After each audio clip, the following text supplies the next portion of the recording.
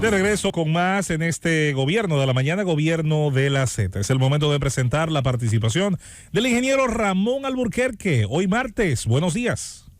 Muchas gracias, José Luis, y ese formidable elenco de intelectuales de la comunicación, gente que no solo presentan lo que ocurre, sino que lo analizan y prevén las consecuencias que pudiera tener en una sociedad global, pero dominada por 43 grandes fortunas que poseen el 70% de la riqueza del mundo, dejándole al resto de 8.000 millones lo que queda. En esas condiciones, hablar de equidad, hablar de justicia es muy difícil. Saludos también a don Álvaro Arbelo, uno de los intelectuales y comunicadores más versátiles y más laboriosos que ha tenido la República Dominicana, y producto de las reflexiones que hacemos constantemente don Bienvenido Rodríguez y nosotros.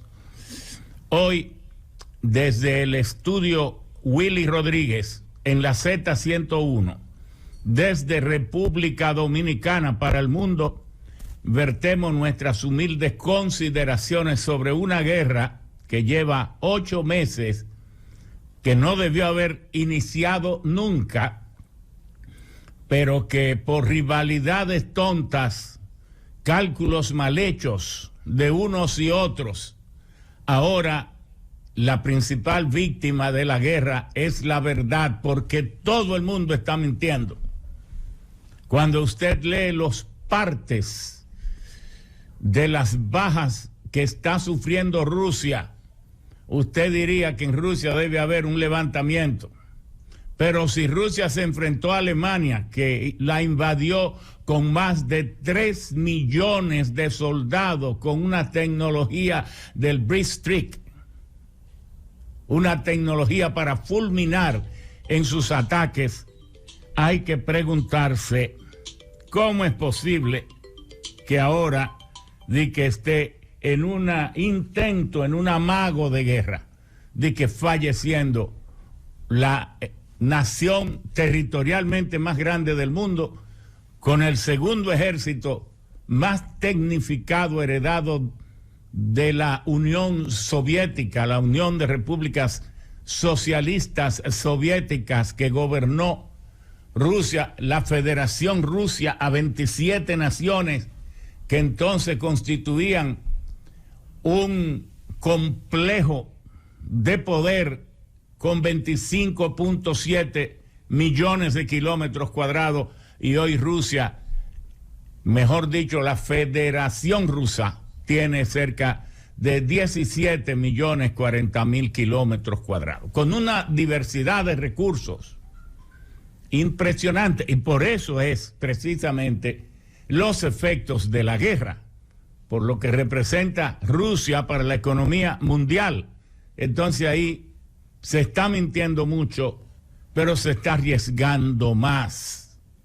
Hemos dicho en otras ocasiones que parece ser que los estrategas del Pentágono, los estrategas de la comunidad de inteligencia de la potencia más grande del mundo, que es Estados Unidos de América, estaban de vacaciones o durmiendo, que no meditaron cuál va a ser el efecto de la economía mundial, incluyendo sobre Estados Unidos, si nos vamos a un acoso a Rusia. Rusia tiene su culpa por haber invadido, pero Rusia tuvo siempre en Ucrania uno de sus territorios, y la misma Ucrania fue fundada prácticamente en tiempos de Gorbachev, en tiempos de Yeltsin, esa transición de Yeltsin a Gorbachev en el 1992. Un terreno que lo que debe servir es produciendo cereales, produciendo oleaginosas para el mundo entero. Fíjese cómo los pobres de República Dominicana de esos 70 barrios del Distrito Nacional y de los miles de barrios del país están sufriendo los efectos de esta guerra. Y esos estrategas no meditaron que Rusia produce el 10% del petróleo del mundo, pero que además está unida a la OPEP. Tal vez nosotros no podamos saber las últimas informaciones de inteligencia más sensible, pero Estados Unidos sí. Sabía que lo que Biden había pronunciado, aquellos ataques al príncipe de Arabia Saudita, Salmán, de que lo iba a convertir en un paria internacional por la muerte de Khashoggi, se lo cobró en la visita de Putin a Arabia Saudita y terminó aliándose a Rusia y entonces reduciendo la producción de petróleo. Antes Estados Unidos en tiempos de Bill Clinton usaba a su ministro de Energía Bill Richardson para que forzara a las naciones de la misma OPEP y del mundo a bajar los precios del petróleo, y por eso los dos periodos de gobierno de Bill Clinton el petróleo llegó a venderse hasta $12 el barril. Tiempos nostálgicos ya. No olvidaron esos estrategas que fuera de la energía, que produce el 18% del gas natural, y aún ahora, en medio de toda esta situación, la mayor parte de los países europeos siguen comprándole gas natural a Rusia porque no pueden hacer otra cosa. Porque todas las predicciones para poder suplir el gas que Rusia deje de suplirle, de suministrarle a Europa, tendría que ser llevado de Qatar o de Arabia Saudita, de Bahrein, de los Emiratos Árabes, de Estados Unidos, gracias al proceso fracking que extrae el gas y el querógeno de las lutitas o esquistos bituminosos. No habría otros lugares de donde enviarle tanto gas a Europa, pero todas las predicciones ustedes lo oyen en los noticiarios que se marcan para que las primeras pudieran estar a final de 1923, pero el grueso de ellas sería en el 1925. ¿Puede un país en estos inviernos tan díscolos, tan crudos, sobrevivir sin ese suministro seguro de gas de alta calidad, y que ya está conectado a ello a través de 11 gasoductos? Porque usted oye que Ucrania y Rusia están en guerra, pero todavía Rusia le suministra gas a Ucrania. Eso es como usted oye toda la algarabía, las sanciones que Estados Unidos le tiene impuesto a Venezuela, pero Venezuela, que ha reducido su producción lamentablemente a unos 750,000 barriles, para poder vender ese petróleo pesado y ultrapesado, tiene que diluirlo con naftas y fracciones ligeras de petróleos de Texas, que no han dejado de venderle. Y cuando Venezuela vende 14,000 millones de ese petróleo, tiene que comprarle 5,500 a Estados Unidos, aún en estas circunstancias. De manera que el producto más abundante y el más barato ahora es la mentira. Todo el mundo está mintiendo en medio de esta guerra. Pero la guerra fue también mal calculada porque los estrategas de Estados Unidos y de la misma Unión Europea, que se dejó arrastrar, como que no tenían pendiente que también Rusia produce el 6% del carbón, el carbón al que está acostumbrado, porque una empresa para producir electricidad lo que más cuida es el suministro de su fuente de energía. cómo romper esos vínculos totalmente con Rusia. No lo han podido romper totalmente. Ahora lo que están es peleando para poner unos precios fijos porque no pueden dejar de comprarle el gas. Pero ¿dónde estaban estos llamados expertos en política y en geopolítica internacional de Estados Unidos, que no recordaron que debían ser ellos los productores del 50 o el 60% de los fertilizantes que necesita el mundo para venderlo a buenos precios a los países pobres? Pero no es así, porque es Rusia la que produce el 18% de los fertilizantes y por eso han subido tanto de precio. Pero el golpe más grande lo está recibiendo también la misma Europa, que venía luchando por recuperarse de la pandemia, una pandemia que redujo el crecimiento, que generó pobreza, que generó rotura de la cadena de suministro. Europa venía haciendo esfuerzos y la misma Alemania hoy está cayendo en su producción industrial y con una incertidumbre tremenda. Entonces, ¿por qué esto? Ahora, Finlandia quiere entrar a la OTAN, pero ya Estados Unidos le aprobó la venta de 380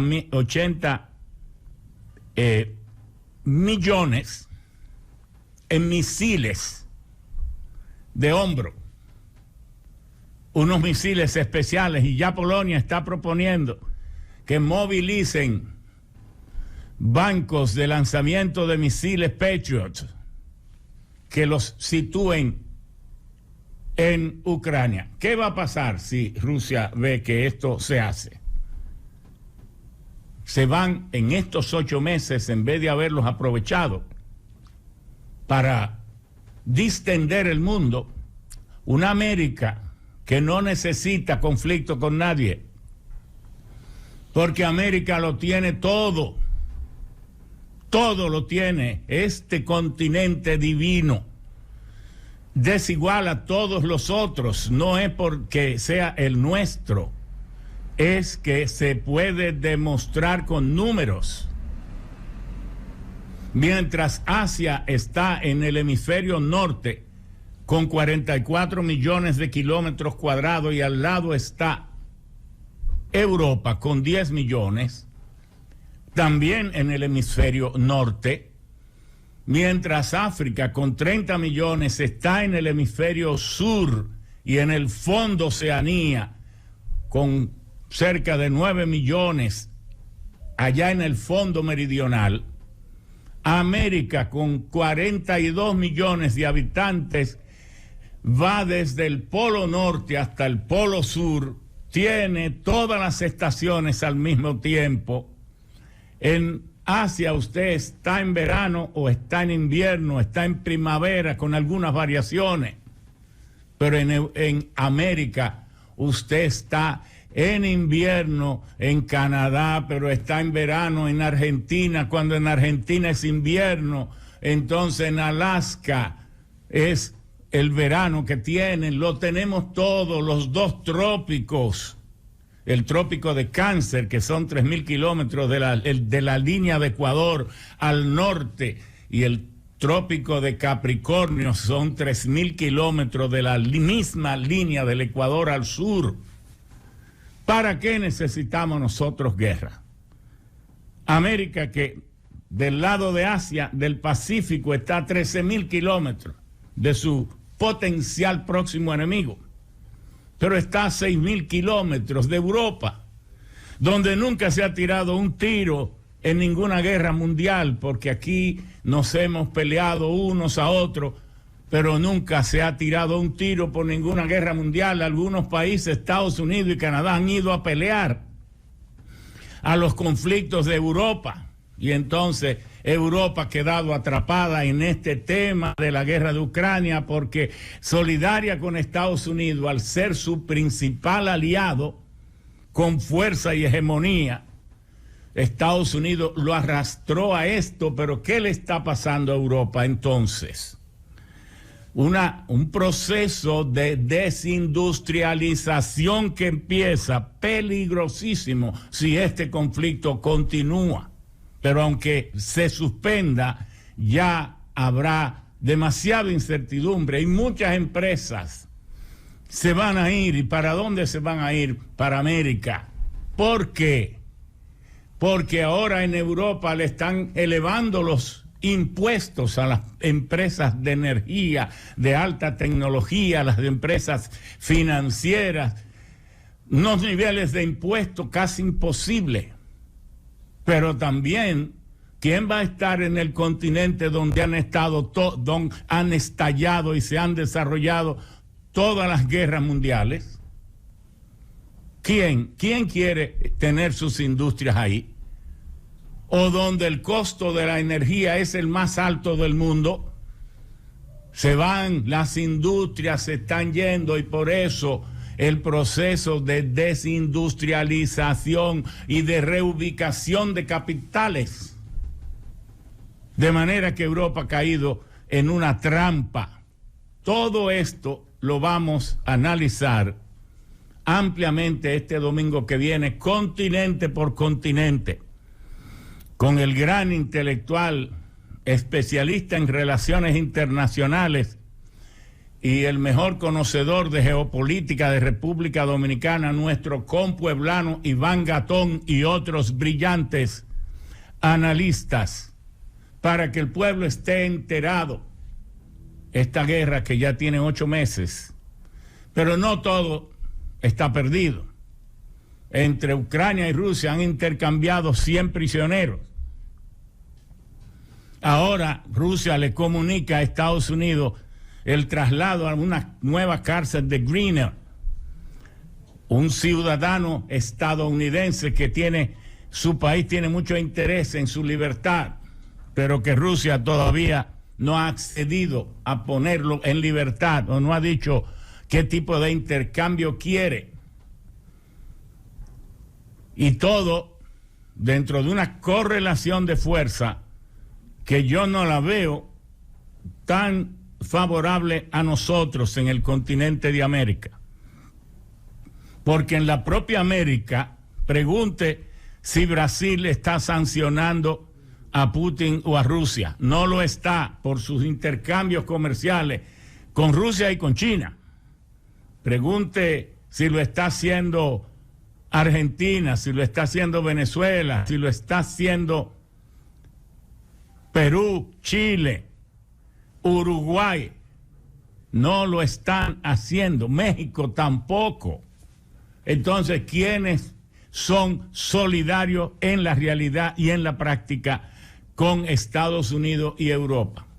Han condenado la violencia y han condenado la guerra, pero no han sancionado. Pero ¿y el resto del mundo? Los 1.000 millones de árabes, ¿del lado de quién están? Los 1.300 millones de hindúes, ¿de qué lado están? Los 1.400 millones de chinos, ¿de qué lado están? Y es por eso es que hay que hacer el análisis país por país. África, pregunte a ver si han sancionado. Entonces, como nos monopolizan las informaciones aquí en el Caribe y en América, pudiera ser que un día despertemos con unas propuestas de solución a la guerra, donde definitivamente el que salga más ganancioso pudiera ser el que hoy se está diciendo que está perdiendo, que le están matando miles de soldados, que están, oiga, eso es cuando tiene invadido Ucrania, cuando todos los ataques y las agresiones las hace él. Algunos dicen que Ucrania está ganando. La primera víctima de esta guerra, ratificamos, es la mentira. No tenemos que estar como nación ni del lado de Rusia ni del lado de Estados Unidos. Hay que analizar las cosas como son. Analizarlas como son. Porque a veces a usted lo arrastran para donde quiere el otro, pero no lo arrastran a donde le convenga a usted. Y una nación debe hacer por lo menos un uso prudente de su soberanía para saber a quién apoya, cuándo se queda neutral, cuándo no se inmiscuye. Yo, en un país como República Dominicana, 48.448 kilómetros cuadrados, 14 millones de habitantes, aunque 11 millones de ciudadanos. Vamos a ver qué dice el censo. Con el grado de pobreza que tenemos, yo le reclamaría al mundo nuestro derecho a la neutralidad, sin sancionar a nadie, porque esas guerras ni las concebimos, ni las pensamos, ni las iniciamos, ni las libramos nosotros. Y América tiene también que revisarse, porque América a veces es insolidaria. Cuando el Imperio Británico atacó a Argentina, todas las naciones de América Latina dije que nos amamos tanto, pero la dejaron sola durante la Guerra de las Malvinas. Entonces, compañeros, amigos y escuchas, muchas gracias por su atención y seguiremos el domingo 11 de diciembre con este anunciado plan para presentar continente por continente a nuestras valoraciones y juicios qué está pasando en el mundo en relación con la guerra de Ucrania, donde sí algo es seguro, que todos hemos perdido, aunque no se ha definido quién es el derrotado y quién es el victorioso. Gracias.